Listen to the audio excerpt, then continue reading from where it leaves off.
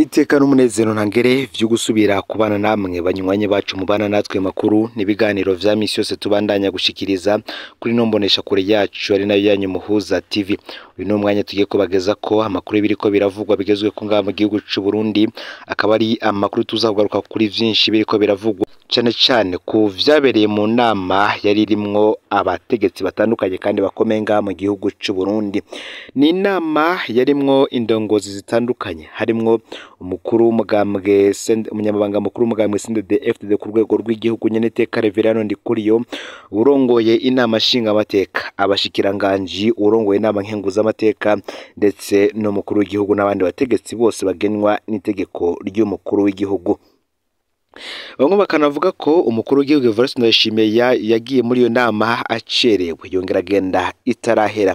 Nako kandi isoko rya daya makuru rimenyesha ko umukuru w'igihugu Evariste Ndayishimiye yarinze agenda atajambo na rimwe avugiye muri iyo nama idasanzwe yarishimikiye ku biriko biravugwa kuri ubu biri mu mugambwe CNDD-FDD harimwo na zuguru. Ni inama kandi yabayemwo uguhereza gasopo utwara urongoye inama nkenguza amateka. Uyu akaba ari ntawundi ari Emmanuel SINZOHAGERA, kukungene agenda akarira abashikiranganji babatumwe na leta kugira ivyo bashikirije ndetse n'ivyo basiguriye abashinga amateka. Hari ivyatangajwe kandi n'urongoye inama nshinga amateka ari we Daniel Gerase Ndabirabe, nawe tuza kugaruka ko iyi nama kandi ikaba yaravuzwemo nanone ivyo nkuru twaheruka kubageza ko y'imipanga yinjijwe mu gihugu c'u Burundi, aho zari kontineri zine zari zaraguzwe mu gihugu c'u Bushinwa bigaca mu gihugu ca Tanzania imbere yuko zishika nga mu gihugu c'u Burundi. Ku munsi wa gatandatu igenekerezo ya gatandatu ndamukiza uyu mwaka w'ibihumbi 2024 harabaye inama yihuta cyane, ikaba yaratumwe ko mwijoro kugira higwe cyane ku bibazo vya zuguru zirangwa mu mugambwe CNDD-FDD, kandi nanone barabe ku cinkuru y'imipanga yashizwe ahabona n'itorokanizwa ry'amakuru Romanda. Muri iyi nama kandi barabiyemwo izindi ngorane zisanzwe ziri mu mugambwe CNDD-FDD no mu gihugu, nazo nyene baraziciye ku mayangi. Muri iyo nama yitabwe n'umukuru w'igihugu ikagirishwa n'umunyamabanga mukuru w'umugambwe uri ku butegetsi. Reverano Ndikuriyo niwe yagirishije iyo nama, yari yitabwe n'umukuru w'igihugu Evariste Ndayishimiye, abategetsi bo hejuru mu bushikiranganje butandukanye, abarongoye inama nshinga amateka, abarongoye inama nkenguza amateka hamwe n'abategetsi bagenywe n'itegeko ry'umukuru w'igihugu. Mu vyo yatanguriye ko kuvuga, Reverano Ndikuriyo yabwiye abari mu nama ko ikinyamakuru Romanda gihabwa amakuru amwamwe na bamwe mu bategetsi bo muri CNDD-FDD. Mu vyo yongeye ko yagize ati, mbere muzonatangara musanze abatanga amakuru bari muri twebwe. Umunyamabanga mukuru w'umugambwe CNDD-FDD ababwira kandi ko yahamagawe n'umumenyesha makuru mu kinyamakuru Romanda amubaza kuri ca kibazo c'ibipanga nyene. Iki ni naco catumye ishavu ry'urongoye inama nshinga amateka riduga. Uyu akaba ari ntawundi ari nyene Iteka Daniel Gerase Ndabirabe. Urongoye inama nshinga amateka we yavuze ko hari ibintu bikorerwa mu mugambwe bihishijwe, mugabo nge bimenyekanye bikabagira ko ingaruka. Gerase Ndabirabe ati, bamutubwira n'ivyaba bihari ko mutabitubwiye. Reverano Ndikuriyo yamwishiye ko mu gisoda batavuga vyose. Gerase Daniel Ndabirabe yaciye asaba ko hotunganywa kandi ikiganiro kubamenyesha amakuru kuri ico kibazo c'imipanga. Ikinyamakuru Romanda canditse ko ni mu gihe ikinyamakuru Romanda co cavuze ko iyo mipanga iriko irahabwa imbonerakure mu mihingo itandukanye y'igihugu. Ni mu gihe abari mu nama baciye bapfundika ko umugambwe CNDD-FDD ngo ugomba gutegezwa guhamagara abamenyesha amakuru ukisigura. Muti nibatahindura ivyo bapfunditse, abari muri iyo nama bumvikanye ko umunyamabanga mukuru w'umugambwe CNDD-FDD Reverano Ndikuriyo azotumako abamenyesha amakuru mu misi iza imbere y'uko indwi turimwo irangira. Abari muri iyo nama bumvikanye ko ico kiganiro umugambwe CNDD-FDD uzotunganya ku bamenyesha amakuru kizokwitirirwa ico gushikirizaho umugambwe uhagaze ku bibazo bitandukanye bihanze igihugu. abari mu nama baca basaba ko umunyamabanga mukuru w'umugambwe CNDD-FDD ategekanya inyishu z'ico kibazo c'imipanga kuko ngo kitazoboramwo mu vyo abamenyesha makuru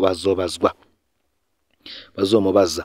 Ibindi vyizwe muri iyo nama yihutiye ku rwego rwo hejuru rw'igihugu nuko kandi nabatanguye babwira ko urongoye inama nkengo z'amateka Emmanuel SINZOHAGERA yahawe gasopo. Uyu yasabwe kudasubira gukarira abashikiranganje batumwe ko kwishura ibibazo mu nama nkengo z'amateka. Ingorane y'imbonerakure zifitaniye amasezerano n'umugambwe CNDD-FDD ariko zimaze amezi 18 zidahembwa nayo nyene yaravugiwe muri iyo nama naho itatorewe umuti. Nkuko natanguye mbibabwira, iyi ni inama yaritabwe nabo mu nzego nyinshi zitandukanye z'igihugu harimwo n'umukuru w'igihugu nyene cyobero Vice Ndayishimiye. Nubwo we yashitse muri iyo nama acerewe yakongera kandi akagenda itarahera, abaduhaye amakuru bavuga ko umukuru w'igihugu n'ubundi yarinze agenda atajamura rimwe avugiye muri iyo nama idasanzwe yarishimikiye ku nkuru y'imipanga iriko irahabwa urwaruka rw'umugambo uri ku butegetsi CNDD-FDD n'ubundi arizo imbonerakure. Mu yandi makuru ni inkuru bahaye umutwe igira uti ngo ni ibanga ry'ubuzima. Blaise na Rino bari abagenzi bakomeye.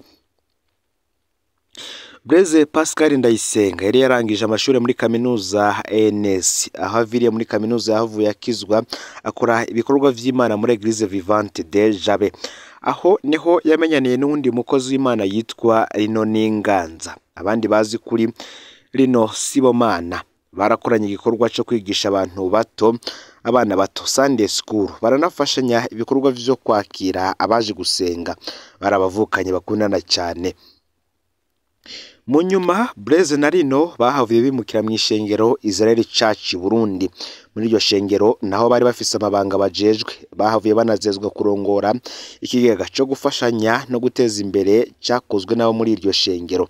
Komite y'icyo kigega yari yashizeho abizigirwa batatu bari bafise uruhusha rwo gusinya ku mafaranga asohoke muri banki, harimo Blaise, Rino n'uwitwa Jean Marie. Ubucuti bwari bukomeye cyane, baboneka nk'abavukanye koko. Naho barabasenzi basangiye amabanga mu ishengero, hariho ivyabatandukanya batavugana. Blaise Pascal rero umunywanyi akomeye w'umugambwe MSD muri commune Cibitoke muri mail ya Bujumbura. Blaise yari mu biyamiriza ikiringo ca gatatu ca nkuru nziza. Rino nawe yari umukozi w'iperereza. Bari yabajejwe gusuma urusako. Bahuye mu ishengero baganira umuvukano muri Kristo, basohotse bakora politike ugutandukanye.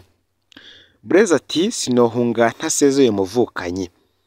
Blaise Pascal Ndayisenga yaramenye ko ari kararonderwa ngo yicwe. Amaze kubona bagenzi be bari bamaze kwicwa no kunyuruzwa, niho Blaise yafata umugambi wo guhunga ngo akiza agatwe. Kwigenekerezo ya 15 ukwezi kwa kabiri mwaka w'2016 niho wari wa munsi wa Blaise wo gusohoka igihugu gahungira mu gihugu c'Ubuganda. Blaise yari yateguye amafaranga zo kuresha muri urwo rugendo. Imbere kugenda bimwanka munda, yumva ntiyogenda adasezeye muvukanyi wiwe Rino. Niho rero yamuhamagara kuri telefone aramumenyesha ko agira ahunge kubera umutekano wiwe ubangamiwe. Ngo yarazi ko abwiye umuvukanyi, yarazi ko abwiye iperereza. Rino yamusavye ko atogenda batabonanye. Blaise ati ingo duhurire kwakira hwata muri ville, ngiye kuvunjisha udufaranga nza gukoresha. Blaise na Rino bapfuye guhura kwakira hwata, hacaza imodoka y'iperereza ko bafata. Bose bapakiye imodoka bajanwa mu iperereza. Uko niko vyagendera benshi yo bagurishijwe n'umugenzi. Bafatwa bose bakajanwa mu iperereza, umwe ntihigera asubira kuboneka, undi aciye iminsi mike akaboneka yidegemvya. Iperereza ngo ribikora gutyo kugira ngo rinyegeze ko umuntu atanzwe n'umugenzi wiwe. Kuva ubwo imyaka ibaye 8 itaga kuri ka Blaise Pascal Ndayisenga, Rino we yaciye yitahira ataco yinona. Inkuru yuko Rino yatanze umuvukanyi wiwe Blaise yarasamiranye mu basengera muri Israel Church Burundi. Amakuru twaronse yavuga ko Rino yaciye yahitamwe kuva muri iryo shengero aja muri Eglise d'Iroshi yari rongowe n'umupfasoni w'umukuru w'igihugu. Aha hari mu gihugu mu mwaka wa 2016 nta makuru ya Rino yasubiriye kuronkwa. Amakuru ya Rino kandi nawe ngo nuko yoba yararaye asandavye nawe ahitanywe n'indwara ya malaria. Akiri muzima yarandikiwe asabwa umuco ku vyashikiye Blaise Pascal Ndayisenga, ndetse yaranarungikiwe ikiganiro cakozwe kuri Blaise ariko ntiyashimye kucishura. Ico akaba ari ikiganiro cakozwe n'ishiramwe riharanira agateka ka zina muntu rino yagiye ngajanye iryo banga. Ubuzima ngo bufise ibanga rikomeye, twese amaherezo namwe, ngo none twicana kubera iki? Blaise yasize umukenyezi n'ikibondo. Umubabaro bagize ni nawo umubabaro abo rino yasize nabo bafise. Bamwe bati isi iragoye cane. Ni mugihe kandi hari inyankamugayo yitwa Juma Ndayishimiye yanyurujwe mw'ijoro ryo kuwa gatanu uheze. Muti vyagenze gute? Uyu yitwa Juma Ndayishimiye akaba avuka ku mutumba wa Muhungu muri komine Mabayi y'intara ya Cibitoke. Abasanzwe ari umuganga yakora mu mavuriro atari make nka Butana, Mabayi, Buhayira na Rusenda muri komine Bukinanyana, aho yari amaze iminsi akorera ubu. Abe bavuga ko uko kumujuragiza mu kazi kwari ukumuhama bamuziza umugambwe seneri. Juma asanzwe ari umunywanyi akomeye wa seneri. Umukenyezi wiwe yaranitoje mu matora y'abashinga amateka y'umwaka w'2020 mu ntara ya Cibitoke. Juma Ndayishimiye akaba asanzwe anafise urugo mu gisagara ca Bujumbura muri zone Kinama, quartier Gitega, ibarabara rya 12 nomero y'9. Mw'ijoro ryo kuwa gatanu uheze rishira kuwa gatandatu akaba ari kwigenekerezo ya gatanu ishiri ya gatandatu nyene ndamukizi uyu mwaka w'2024 hafi saa 6 z'ijoro haje abantu bambaye umwambaro w'igipolisi ku rugo rwa Juma Ndayishimiye mu Kinama. Bamwe basimba urugo bakoresha iterabwoba ridasanzwe, bamenagura amadirisha barinjira mu nzu. Juma bamusanze mu cyumba aryamamwe, bamutwara atagahuzu yambaye, baramukubita bongera baraboha, baca batera mu modoka yo mu bwoko bwa camionette double cabine Toyota Hilux ifise ibyo bitabona. Kuva iryo joro abiwe bararondereye mu busho butandukanye barabura.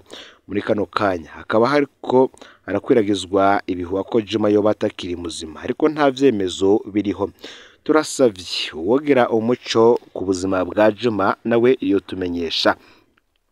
Naho kandi abandi bama basaba umukuru w'igihugu ko iki kintu cyo kunyuruza abanyagihugu cyane cyane aba batavuga rumwe n'umugambwe CNDD-FDD baba ari mu migambwe itandukanye cyo hagarara, ivyumviro byabo bigahabwa intebe, byoba ari ivyumviro bizima. CNDD-FDD kabifasha kabikoresha mu guteza imbere igihugu ariko itabangamiye abatavuga rumwe nayo. Aya niyo makuru aragezwe ko muri kano kanya. Ufyonde subscribe canke sabone niba utari wafyina ko kugira ngo tuzikanwa nadushikiriza usangiza no makuru bagenzawe kandi aho bari hose kugira ngo batoje bacikanwa niba biriko biravugwa bigezwe ko ngaha mu gihugu cy'u Burundi, hanze mbeze igihugu cy'u Burundi ndetse no makungu ya kure. Ni Umuhoza TV, Imana iba hezagire.